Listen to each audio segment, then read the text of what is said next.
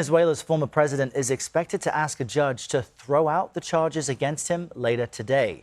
Nicolás Maduro will appear in federal court later this morning in Lower Manhattan, just a few miles south of where I'm speaking to you now. U.S. forces took him into custody back in January, remember. Maduro has pleaded not guilty.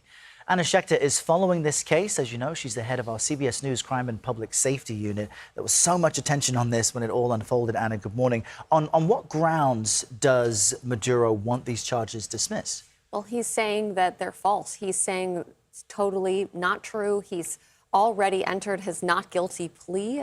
He and his wife, they want this whole thing thrown out. And they're arguing over the validity of the evidence. They're saying the Department of Justice's evidence is not valid. And if you read this, the charging documents, Errol, it's telling this amazing story. It almost reads like a movie plot because you're down. Planes are flying to the U.S. with drugs and the like. It's really remarkable. But this is going to be a tough case for the Department of Justice to win because a lot of the evidence is sort of, you're hearing this story, but they don't really have the receipts on some of the claims they're making. It would be remarkable if the charges were in fact dismissed, but the U.S. is still working with his former regime to some extent, so that might be confusing for some viewers. How strong is the evidence itself? You say there's a narrative, but what specifics does it point to?